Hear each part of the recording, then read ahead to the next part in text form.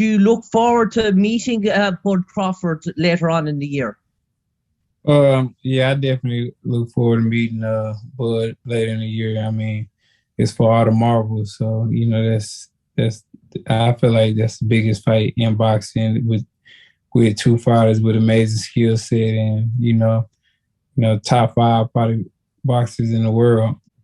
Zab, do you love the fact, because Errol Spence, Errol, you told me last week that assuming everything goes according to plan, that yes, you want to unify the division. You want to be undisputed welterweight champion of the world, that other champion being Terence Crawford. Zab, because you did that in your career, do you like the fact that this younger generation is saying, we want to fight each other? We want our four belts on the line because you did it, your generation did it, but now we're seeing Errol Spence and his generation go after that same thing that you accomplished. Listen, that's the only thing that's lacking in boxing right now is the competitive fights. People have fights that they want in their head to be done and be made and see done of this generation, and it's got to happen, but it's got to happen with the, fighters got to feel like they want to do it. Now the promoters are in the way now, but, stuff is starting to iron out now. The promoters are starting to grab the right fighters to make the right fights happen. And it looks like 2022 and going forward, we're going to have some good fights happening now in championship boxing. Would you say that Errol Spence is a throwback fighter? Yes. He has throwback. He has, I'm going to say this, he has throwback qualities. He has throwback great qualities. Yes, he does.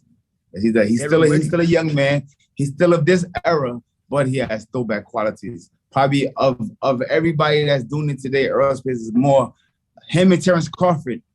I can't leave Terence out. Him and Terence Crawford are probably the last two guys from that season era that still got that sauce. No joke. Being able to have someone like Zab Judah, who, when we were off the air, he said he's a big fan of yours. He loves watching you fight. He's going to be at AT&T Stadium.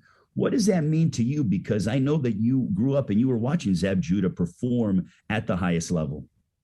Well, that means a lot. Like, he's one of the few southpaws that I watch growing up. He was super big time, especially, when I was coming up. So, watching his ad, I always watched him, and that's big respect, and it's a lot of honor having somebody like Zab Judah saying that they're a big fan of me and they like watching me fight and things like that. So, that I feel like that's pretty dope to have guys that you looked up to and things like that. Now they watch you, and you watched them as a kid, but now they watch you, and they say you're a good fighter and things like that. I mean, that's what you do it for.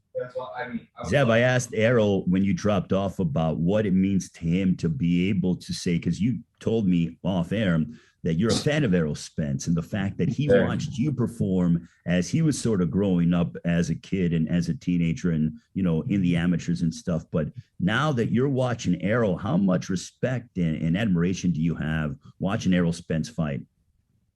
I have a lot of respect for him, number one, just for being a human being. You know what I'm saying? I mean, he's a solid fighter. I've been watching Errol since the amateurs, having, Devin Haney, being around Devin, I was tapped into the amateurs and seeing who was the guy that was coming up next. And Errol was always the guy that stood out to me. He always was stopping guys and winning championships big.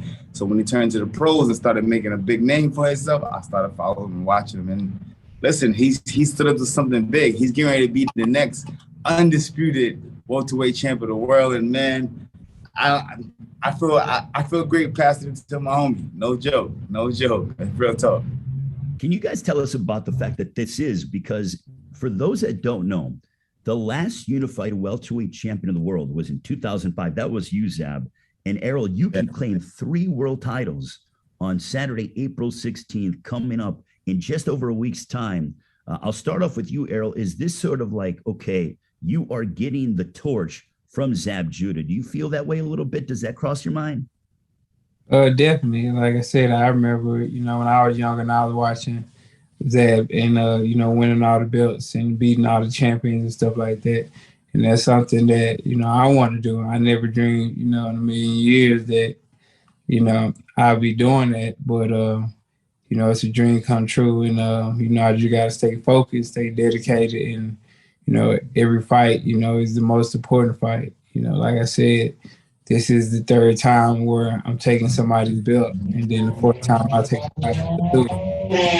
Be the welterweight champion of the world. Like the welterweight weight class is always a crowded weight class with a lot of great fighters and great champions and things like that. So doing it this weight class, I feel like that's the biggest accomplishment at this weight class because there's so many great talented fighters in this weight class. Zab, what advice could you give to Errol Spence Jr. Because you went ahead and you were the unified welterweight champion of the world. But when you were preparing for that moment for you to capture all the belts, what advice would you want to bestow upon Errol as we are just over a week away? Like I said, Errol Spence is a solid champion, solid fighter.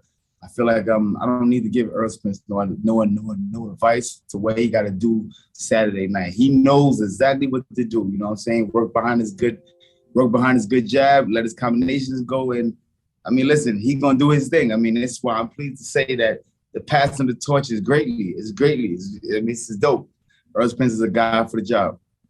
Plus, for me, when I was a kid, I idolized Pernell Whitaker. Pernell Whitaker was an undisputed champion of the world. Mike Tyson was another one, undisputed champion of the world. So I got to live out and be around, my idols and watch those guys, champions of the world and be around them. So for me now to pass the torch to Earl is greatly appreciated.